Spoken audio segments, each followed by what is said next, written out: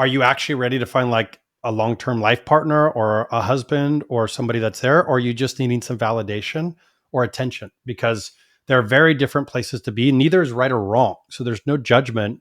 It just get clear. And I would say I'll talk about both different paths very differently. Welcome to It Gets Better From Here podcast with Sherille Marquez, where we help divorced women rediscover their true selves, reclaim their power, and rebuild a life even better than before. I am so excited for this week's guest. His name is Joshua Wenner, and Joshua helps high-performing individuals and couples create healthier and more fulfilling relationships. He's here today. He's going to share his wisdom and his journey with us for our community of divorced women and single moms. And myself, I've been so looking forward to our time together because I am raising sons. One is almost 20 and the other one is 16. And I have been a single mom for over a decade now. So without further ado, Joshua, welcome to It Gets Better From Here. Thank you so much for being here today.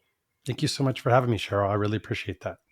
Absolutely. And please correct me with how I introduced you and, who you serve. And actually, if you could just tell us about your background and how you got to where you are today. What was your journey like? Sure. Yeah. So primarily now I specialize in helping high achieving or high performing men, women, and couples. I've been doing transformational coaching for the last 20 years. And now this is where I'm most excited about. But I've done men's work for over a decade. I've helped primarily men was where I started my journey over. Well, I'll go a little bit further back and I'll give you kind of the cliff notes. Cliff notes where I was that more traditional man who was raised athletic sports, kind of put things in a box emotionally and just move forward, handle things. And that worked great for a long time until I had some traumas that I went through that I couldn't quite recover from. And it was specifically, there was one where my brother came to ask me for help and he'd gotten hooked on drugs and was like, man, I'm shooting needles. I need to come live with you or I'm going to die if I go back to Reno. And I told him no.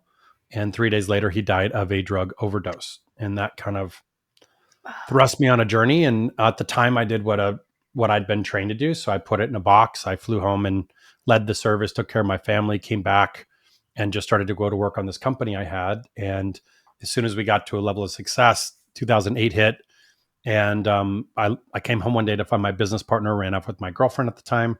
So I lost my business partner, my business, my girlfriend, and I had to go through a bankruptcy because I'd funded the company on credit cards. So I had a lot of loss that hit me all at the same time. And that led me to this new journey of dealing with loss and trauma. And so the way I dealt with it is I still had the same strategy. So I put that in a box and I was like, who's the best in the world? And at the time, I was deeply into Tony Robbins, who I deeply still respect. And I became a speaker and trainer for Tony Robbins and got into that world, mostly around mindset tools. So a lot of tools around changing your state, changing the meaning of something, more around the mind to accept it. And thought I'd healed myself after a number of years, came back out and grief and loss kept showing up in my field. And so I was getting on grief forums, trying to help people heal their grief and realized I was failing and realized there's got to be more tools out there that maybe I don't know what I'm doing. And so I started a documentary. I started interviewing grief and trauma experts to understand grief and quickly realized that I was the one that hadn't dealt with my grief. And so that led me down a long journey of learning new tools and somatic practices and awareness around nervous system awareness and things to put myself back together again. And when I did, I felt a deep sense of peace and was like, how do I help men? Because I think men are really hurting in this world. And so I started doing men's retreats and taking men to the mountains to reframe grief and loss as a place of power and strength and creating safe spaces for men to offload the emotional debris they'd been carrying. And I did that for a number of years. And then that led into speaking to fire, police, military. So I have another company that trains fire, police, and military on tools to come home to their families and reintegrate back home. And then the men that I was training were doing all this deep emotional work and it started bleeding into relationships. And so then I would be training them and then I would start coaching their wife and then I'd start doing couples coaching. And so I do a lot of couples coaching now, but it primarily stems from my background in grief and trauma and not being in like successful relationship for all these years, but more I understand grief and trauma really well and how it lands in the body and what to do to move that. And oftentimes most of the things that don't work in relationship are our past grief and trauma and codependency patterns from childhood that we get enmeshed in our current relationships. So I do a lot of relationship work as well as high achieving men and women to help them become emotionally free. And so that's where I'm at currently. Wow, you are so worldly already with your experiences, and I cannot even imagine how devastating that must have been for you and to have just suppressed it. And for our listeners who don't understand the impact of emotions into our physical body, that it is going to show up when we least expect it, it is rooted in our emotions. So, Joshua, I'm so happy. And also, I mean, of course I feel bad that you went through your journey, because I could understand how difficult that must have been. I have my son who had cancer when he was 3 years old, and I Mm, was 6 months pregnant at the same time, and I thought that was the worst kind of pain. Then going through a divorce, it's a different kind of pain. I mean, mm, it's still painful, and I could have chosen the victim mindset, even starting with my son having the cancer.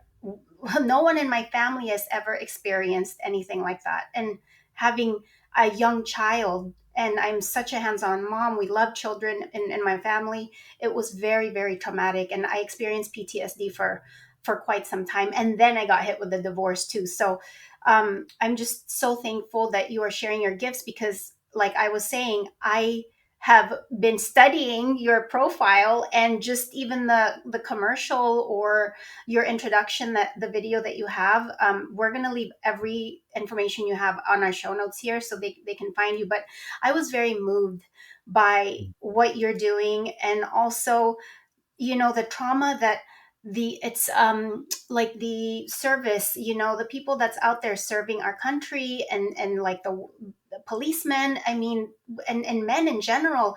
Mental health is so ignored when it comes to men, and I'm a huge advocate for expressing my son and their feelings, and their friends, and that it's a safe space. And just also a background, their dad is Cuban Argentinian, so you can imagine the roots of the machismo culture.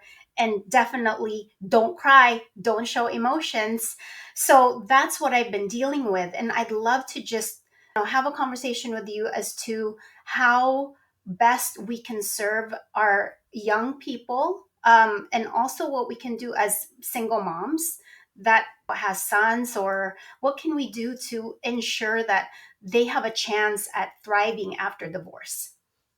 Yeah, it's a great question, and most of our wounding comes from childhood. So it's oftentimes when people think of loss, they think of like, oh, did I have a big T trauma in childhood? And there is big T trauma, but there's also little T trauma, and most of us have little T, like lots and lots and lots of like little T trauma, which essentially is like, I just relate them all to loss. So if you think about it, we're these little kids, we need to be cared for in order to survive. And so if we don't, we die. So literally, it's the strongest force to be cared for. And we are born into codependency because we're dependent on an adult to take care of us, or we die. So we're born into codependency where we get all of our needs met. And then there's a time when we become a little bit more aware, a little bit more conscious of what's happening. And then we experience either, typically, I find the two primary wounds are abandonment, or what I call inadequacy. And inadequacies could be broader to not good enough, not loved, too much, unlovable, something around that, not enough. And so that's all kind of the inadequacy. And it's typically how we internalize our needs not being met as a child. And we often blame ourselves. And so that's kind of the root, from my perspective, primary core wound. And then there's lots of losses stacked on top of that, right? We fall in love with the dream of our parents being together, and then they get divorced, or somebody dies, or our parents are there, but we don't get our needs met, and we feel abandoned because they're busy working, or we think that the world is safe, and then somebody hurts us, or violates us, or shames us, or humiliates us, right? So there's all these little stacking of loss that stacks on top of itself. And then we go through life and we have relationships and we get hurt, and we fall in love with the dream, and then the dream doesn't happen. And we fall in love with investing in something, and then we lose our money, or we have a job and then we lose our job. So I just want to normalize, there's so many areas of loss, which is just change, where there's a death of one thing, a vision we fell in love with, or a thing, or a person. And then there's a death and a rebirth that comes from that. And so that's just change, right? And we're going to continue to go through change. So getting really comfortable doing tools, emotional tools, to move through change is how I start to reframe the grief and trauma and loss work. And when it comes to specifically young boys, right, it's a big problem. And I'd say in men in general, and just from my viewpoint, I just feel like we're going through a shift. I felt like first women went through the shift of the Me Too movement, where women had been very suppressed for a long time. And there was kind of an outraging out of like, hey, we need to be seen, we need to be loved, we need to be appreciated, we need to have a voice. And in that re-expression or empowerment that came with the Me Too movement, there were some women that were like, hey, I want to have a voice, and we're a little bit more grounded, I'd say, in it. And then there's some that are still very angry and bitter about how they were treated or abused or hurt, which is all very valid. But there's still an anger. So there's kind of a far side of that, and there's varying aspects of that side of it, right? And I say the same thing happening with the men's movement is because a lot of men have created the hurt and pain in the world. I oftentimes say to men, we're the problem. We can also be part of the solution, or we've been the problem and we can be the solution, to give it more grounding for men. And so with the ownership and the work and the development it takes to actually step into leadership in a very integrated way, versus the two options. So currently how it looks. So what I'm saying with that is I feel like there's this ushering coming back where the anger that's been on the pain past men have caused, as a lot of that anger has now gotten projected onto men in general. And so I feel like there's this wave of men that are feeling like, where's my voice? Where's my needs? And what's coming up. So there's another rise coming up, I feel like, with men, and like a challenge to what is that integrated man? Because oftentimes we have two choices. We have like the good man that's weak, or we have the powerful man that's a savage. And neither of those are really helpful. And so oftentimes in childhood, we model what we saw either our father or men do, or our perception of how our mom viewed our father, right? So there's these different things that happen in childhood with the wounds and how we're trying to get love in our family dynamic. So as an example, and I can see it go both ways. Let's say there's a man that's a good man, but a weak man, and he has weak boundaries. He doesn't stand up for himself. He can't lead the family unit, or he can't lead his career, or he can't lead an area of life. Maybe he struggles with addictions or whatever's coming up within him. Then often that boy, and also how his mother deals with it, right? She may be savage towards him, right? Or she may be weak like with him. So there's these different things that play off each other, and how the boy sees that in a family dynamic. How does he's either going to become the same thing, or he's going to say, I'm never going to be that because it's weak. And he may choose the savage man, which is like, I'm going to choose power. I'm going to choose taking care of myself. I'm going to never let, and I see that happen a lot where they're kind of angry at what they would say is what they consider a weak man. But there's also qualities of the heart oftentimes in the man who's a little bit, usually the guy that's a good man has a good heart. He's very intuitive. He sees kind of the right path, but instead of owning his authenticity, he surrenders that in order to please, right? And so the flip side of that is the savage man, right? And the savage man could have either had a savage man who claimed power, who was angry, who was abusive, who had different aspects of that to claim power. And if it's a boy in a family dynamic, he either has to become more powerful or more angry to actually get love and get connection, and fight through that response in childhood, or he flips the other side and becomes the good man who appeases the savage man to try to make that work. So I'm just showing different influences of a boy in his family dynamic, and whether he has a voice or he doesn't. And oftentimes when it comes to parent dynamics, there's codependency, right? Where we're codependent on each other. And so if the man's not strong in the family dynamic, or he leaves, then oftentimes a woman can go to get her needs met from her sons or her boys. And so there's can be codependency on, how do I make mom happy? How do I support mom? How do I, if mom's not there, he has to step up and take care of mom. I've seen that happen. Or mom can be smothering. So there's these different, I'm just showing there's a lot of different dynamics that happen from childhood. And the same happens with women, right? So I'm just giving a men's perspective right now. And that's really how we're formed. It's how we're seen and how we're adapting in childhood. And then even if we had really loving parents that were highly emotionally aware and everything else, we're still going to get the wound. We may go out with our peer, and with boys, oftentimes anything that weak is attacked. So you learn to hide and cover up any area that feels weak, so you don't get attacked either by father figures, your father, or other boys in general. And so that's how most men come into this world, is like, I have to be armored up to survive in this world, or I have to totally shut down and like appease everybody to try to get my needs met, right? So we're trying to survive, and we have these adaptive childhood strategies. So There's big problems with suicide. I think it's the number 2 cause of death under 44. Mental health is continues to skyrocket. And what makes it worse is all the social media and how children are relating in social media with very disconnection. And we need community, we need tribe, we need other healthy men around us to feel safe. And we also need healthy women around us to develop it's how we see safety and nurture in the world. These are the big things. Oftentimes women are learning how to get safety and they're looking for, let's call it the masculine to get safety, or blaming whether their lack of safety or not safety on women. It's very real because so that's the problem is we have social media now that comes online. We have all these different factors that aren't really safe, and we need healthy men, we need healthy women around us to help kind of bring us back into where we need to be. So for me, the root of all this is, what do we need to do? We need to learn how to go through healthy maturity. We need to develop healthy patterns of moving out of codependence into independence. And we need to have tools to start to be with our emotions and know that it's okay, but in safe spaces, right? So the way that I like to frame it is, first, we need to know how to start to do healthy emotional regulation. And this is also key for women, right? Because I know you have a lot of divorced women and a lot of single moms on here. So big piece is, think of, and I'll talk about these topics because of the same thing that young boys need as well. We all need these same fundamental tool sets. So one big piece is, before I go here, I want to talk to one more piece. So a big part of how men are formed, or how their mother views the masculine. So that's why I wanted to go back to that piece for a moment. So if a woman views the masculine as they're not safe, or they're angry, or whatever, then oftentimes what the boy's going to do is he's going to shut down the parts of himself that his mother doesn't find as safe in masculinity, because he's trying to make her feel safe. And so there's a discernment between what may have not been safe with past relationships and what may be okay in a healthy male, right? So that it's like, hey, like as an example, a phrase, men are not safe, would be a blanket phrase to go, well, then I'm not safe, right? But if they're like, hey, some men are not safe, some men are safe, it just depends on XYZ, that now starts to remove, like, oh, as a man, I can be safe. I see the same thing with, let's call it sexual energy. And a woman, again, a lot of times men don't know how to create intimacy. And so their woman was wanting more intimacy and connection, and the man's typically wanting more sex. And that's one of the areas that's a disconnect.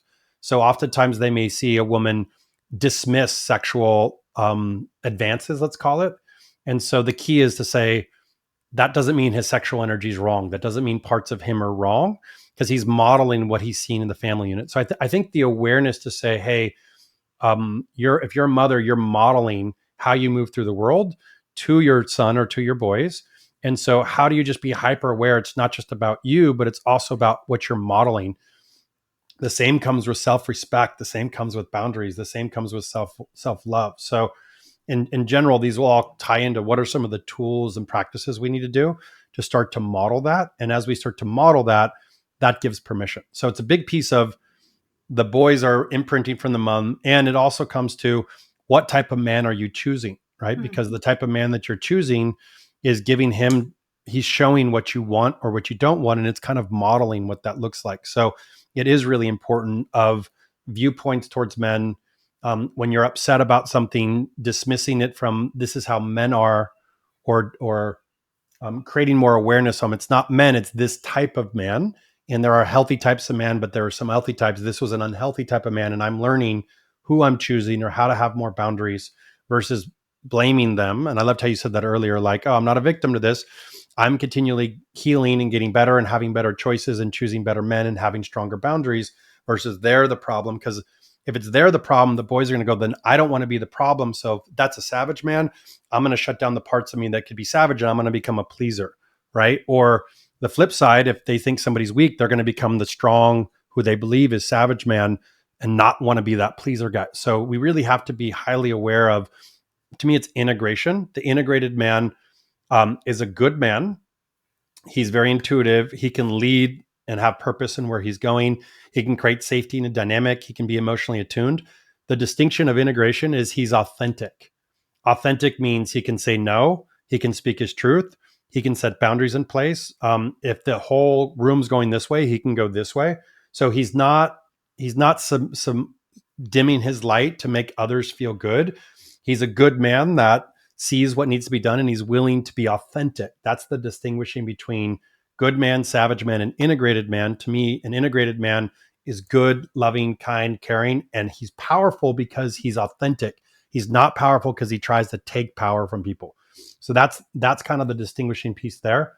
And then when we go into a couple of the fundamental tools, the first thing is just nervous system awareness, which most people are lacking because we haven't been trained. And what nervous system awareness is, oftentimes when we don't feel safe, back to those wounds in childhood, we developed adaptive strategies or survival strategies to keep us safe. And those adaptive strategies typically look like fight, flight, freeze, and appease. They also, what happens is the body goes into a survival response and puts us into the back of the brain where we don't feel safe. And this is reactionary. So we get binary thinking. It's black or white. We're looking for threat. We're hypervigilant. We're where something's going to be threat. And then we move into our survival strategy. So if you're a fighter and there was fight in childhood, you're going to learn to fight more to create safety. If you're a fighter flighter, you're going to use power or language or force because you get a lot of ammo to fight, and then you're going to flight, you're going to take off. A freeze would be just goes numb and totally shuts down. And appease is I'm going to feel what the world needs and give them what they need and chameleon to my environment.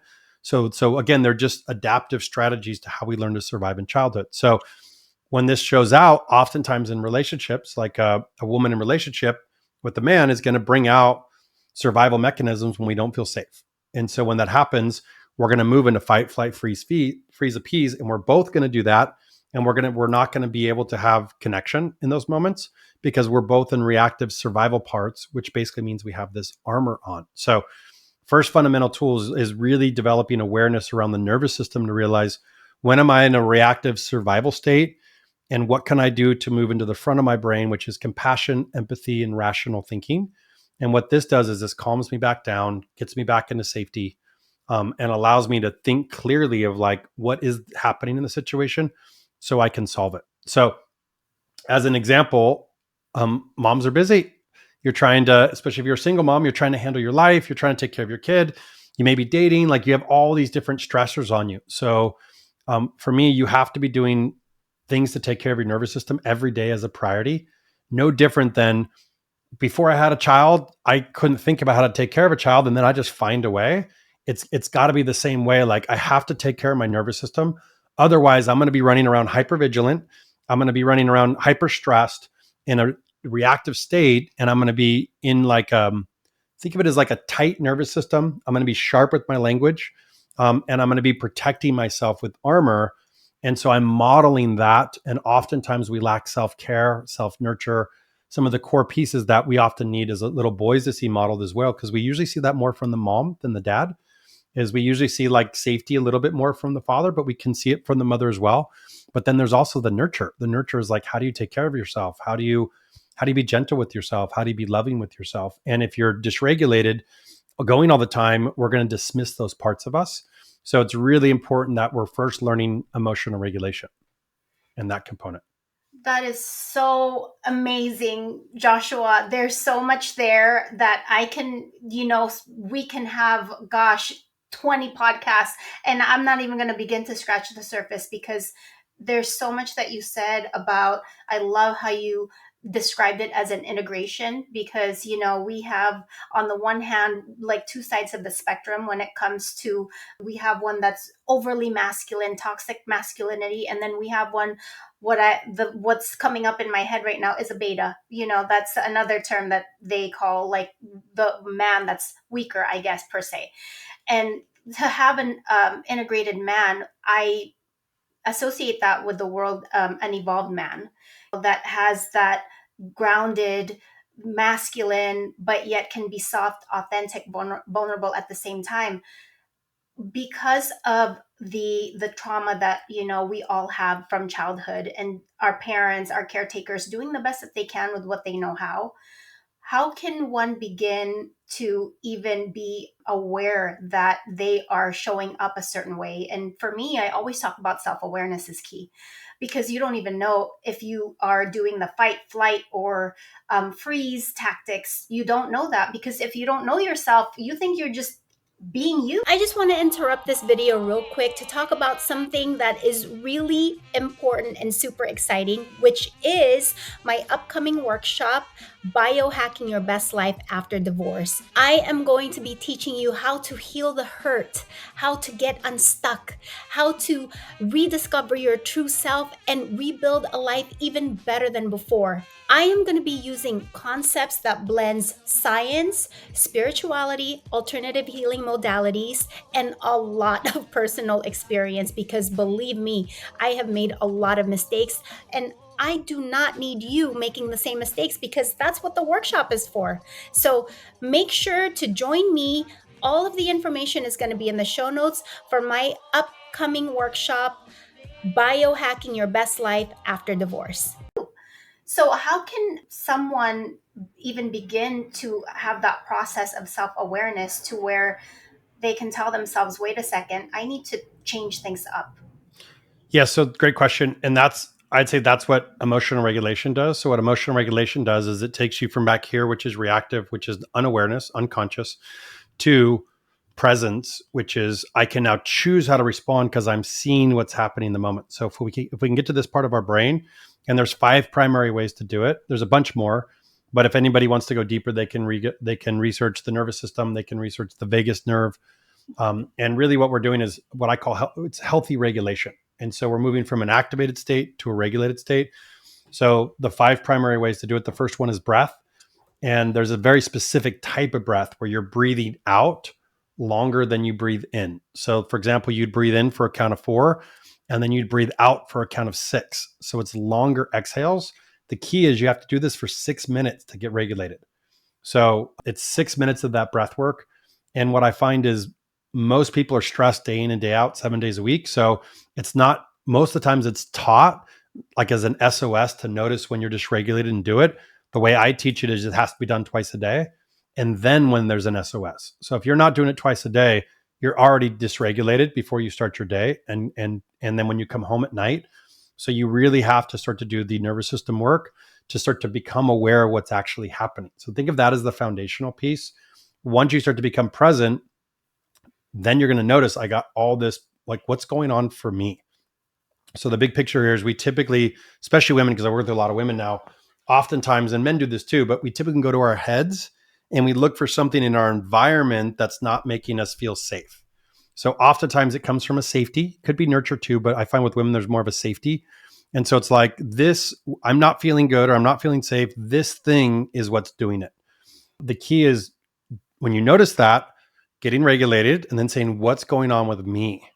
Like what's going on in my body? And then there's somatic practices, there's tools that you can start to do practices to get into your body and starting to create safety in your own practices with yourself that is not dependent on the world changing. So it's you changing to actually get that safety in your body. And when we can create safety here, where we start to change, we stop trying to get the world to change for us to get us what we want to do to get safety, because we're never going to feel safe.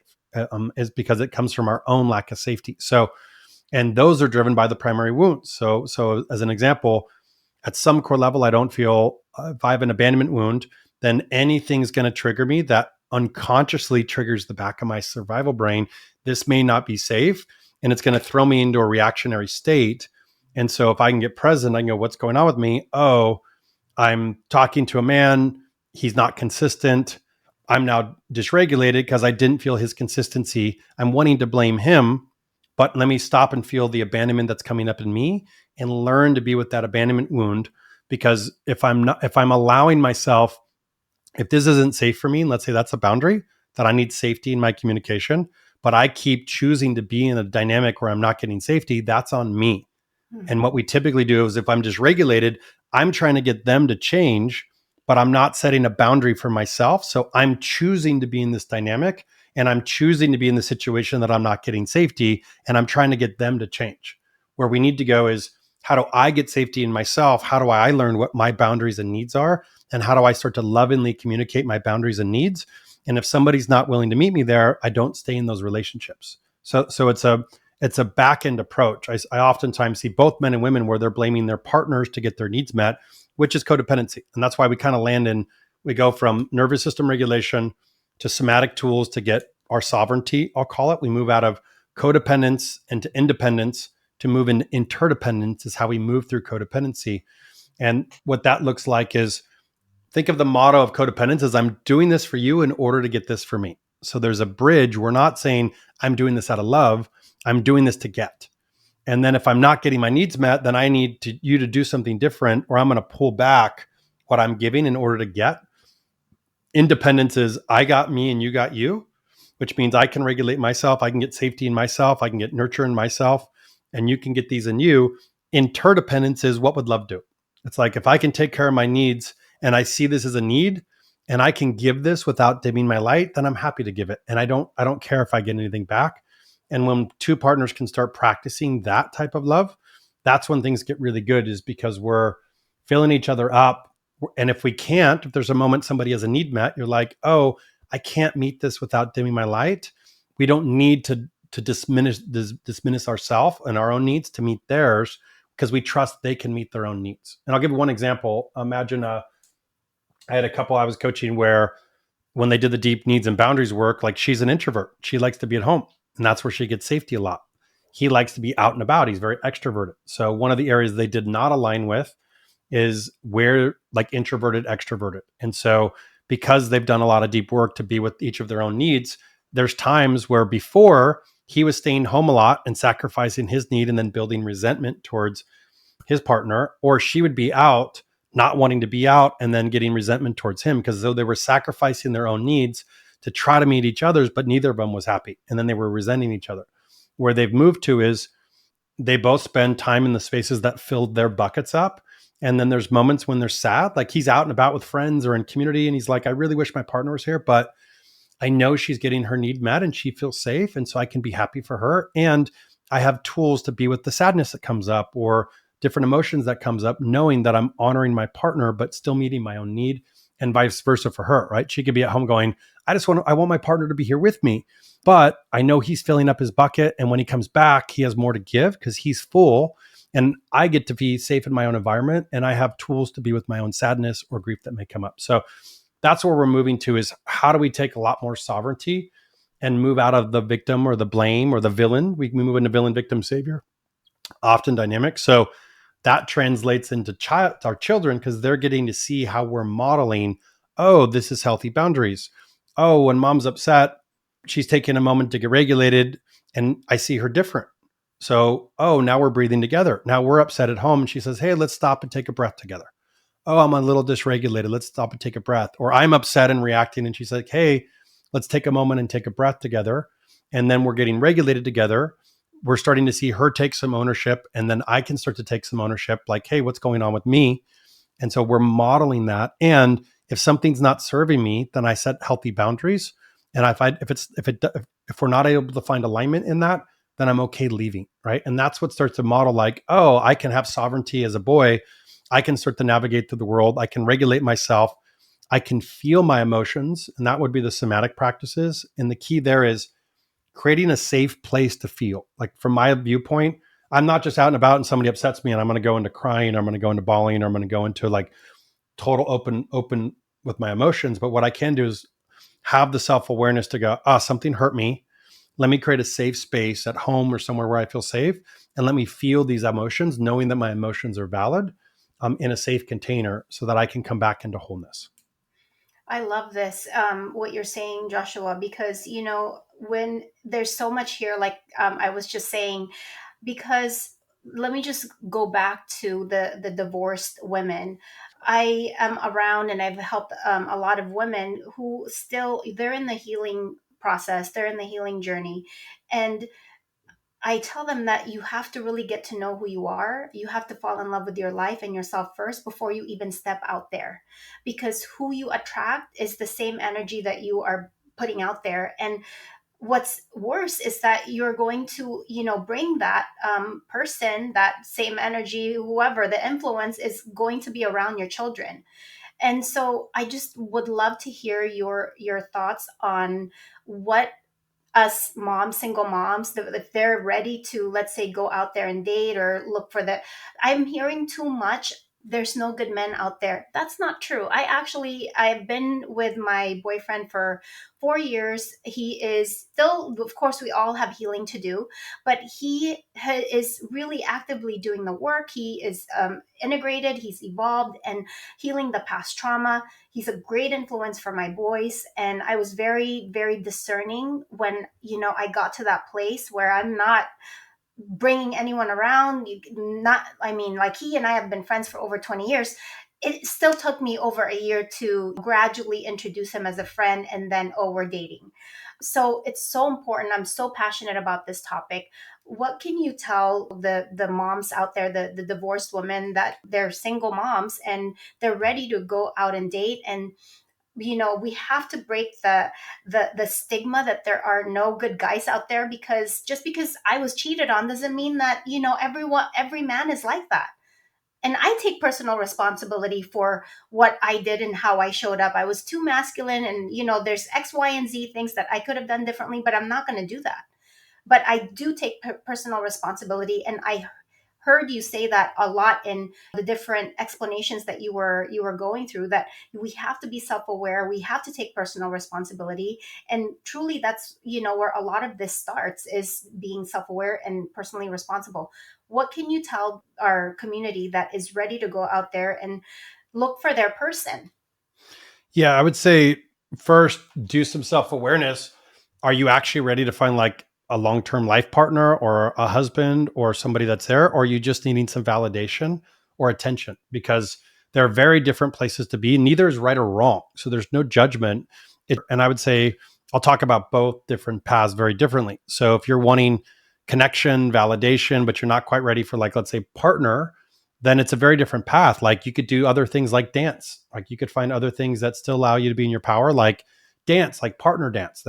I do Zouk dancing. There's salsa dancing. There's bachata. There's all kinds of forms of dance where you can still be around men with touch and connection, but it's not sexual, and you're still getting connection. You're getting restoration. It's highly regulated for the nervous system, and that can be deeply fulfilling if you're just wanting connection.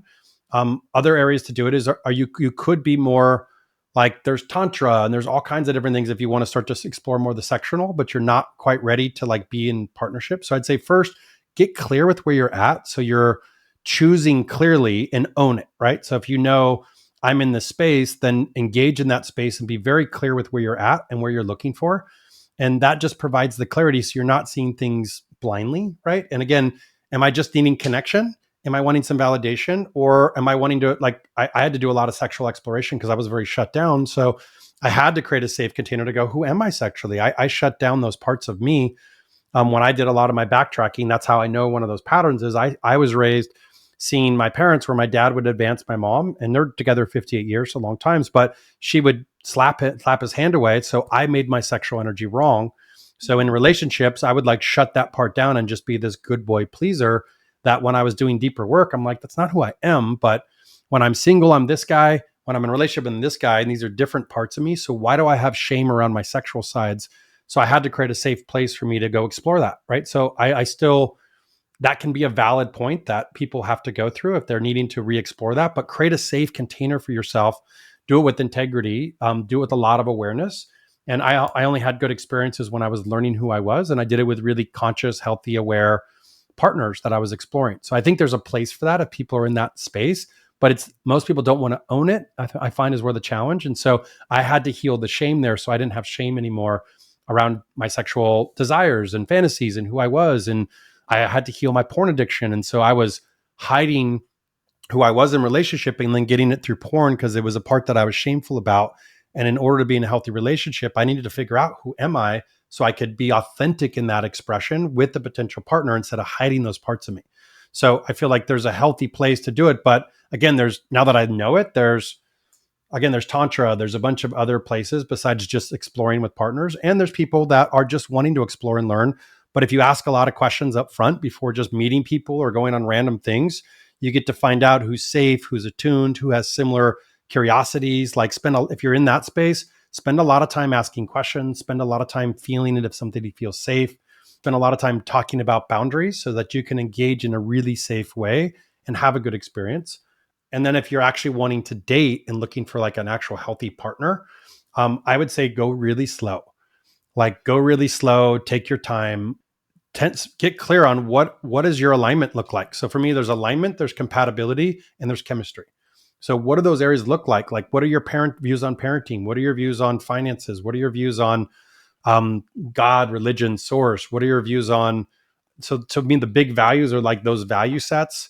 Then you also have, for me, also value set is, do you take ownership or do you willing to move into villain victim savior? Like what does that look like? And then compatibility is like, what's your day to day? Like, are you guys going to get along? Do you have similar foods? Do you have similar lifestyles? What's your sexual compatibility? Right? There's a lot of things that we have to know ourselves really well to say, do we align here? And can you practice being really authentic when you're having these conversations, getting to know somebody, almost like starting a little slower as a friend with the potential for partner? And then is there chemistry? And again, it could take a little bit of time. Sometimes it's not the immediate, but as you're spending more time with somebody, are you noticing the chemistry come online? And to me, if you just slow it down, I'm on the stance of wait for high potential alignment, compatibility, and chemistry, and then slow it way down. Once you know they're a fit, and keep deepening as you're finding out those details, right? And for me, I don't go sexual until I know there's deep alignment in all three areas, and then I'm willing to go, but I have to be willing to reveal my parts of myself over a period of time first, because once you go sexual, it's a lot harder because of those past wounds of abandonment or fear of inadequacy, which could be rejection. I don't want to reveal this part of me because I don't want to lose them.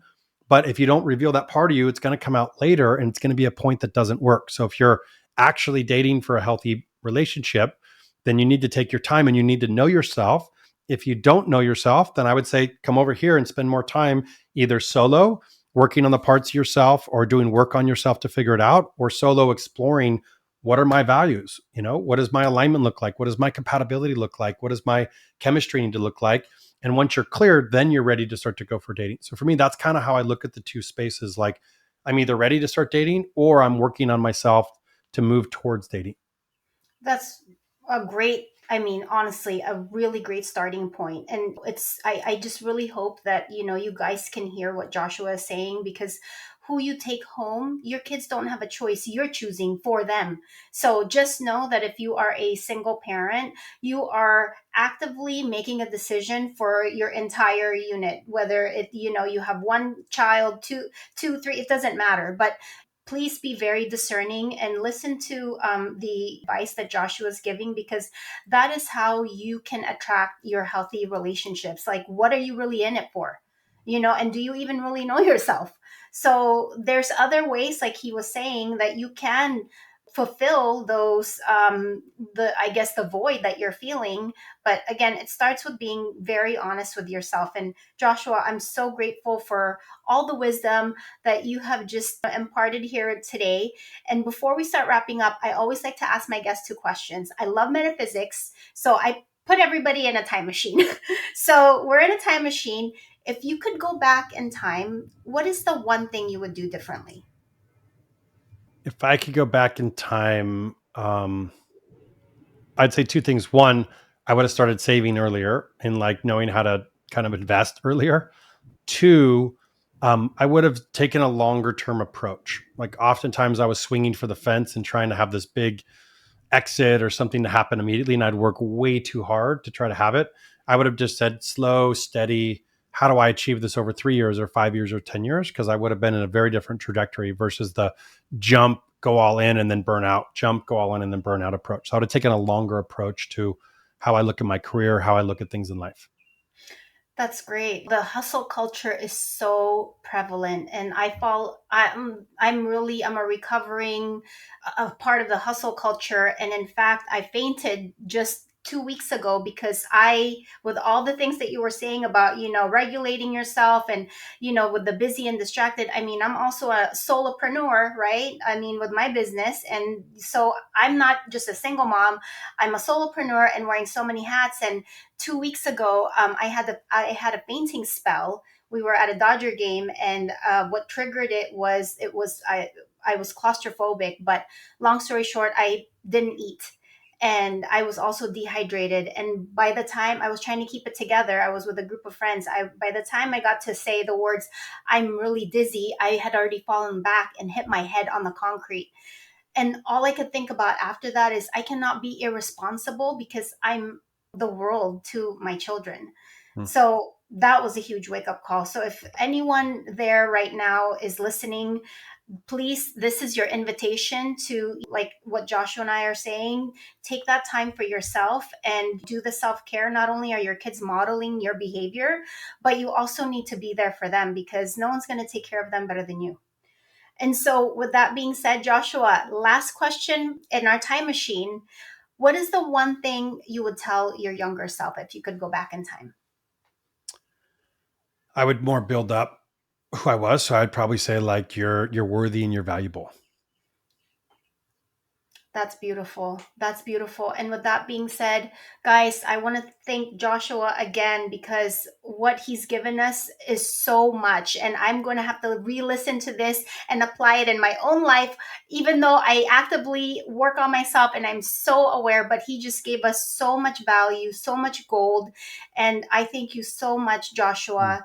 Thank you. And last thing, what are you working on? How can people find you? Even though everything's going to be in the show notes, please let us know. Yeah, they could find me at joshuawenner.com, or my social medias are either Joshua Wenner or joshuamichaelwenner.com. And yeah, if anybody, I do one-on-one coaching clients. I also have a program called the D Spot, or if people want to learn more about nervous system, somatic work, codependency work, that's more the D Spot program, or even like the sex. Now that I've gotten more comfortable there, like how do you have conversations and how do you have really good sex and passion if you're in a relationship? Or there's the ERT program, which is more about nervous system, grief, trauma. So there's programs that people can find as well if they're looking to learn more tools that are very affordable to actually work through that. Okay, wonderful. Thank you so much, Joshua. I appreciate you. And I know that you have really given a lot of our audience, our listeners, hope and a starting point. I Hmm. appreciate you. Thank you so much. Appreciate you too. There you have it, folks. I am so grateful to Joshua for imparting us with so much knowledge and wisdom and sharing so generously his journey of what he went through, grief and trauma, to get to where he's at today. I hope that you have learned even one or two things from this episode with him, because if you implement any one of the many tools that he's given us today, I can guarantee you it will change the trajectory of your life. If you enjoyed this episode, please help me in my mission of positively impacting the lives of millions of divorced women and single moms by hitting that subscribe button. I would be most grateful. And as always, no matter where you're at in your life, no matter how old you are, it gets better from here.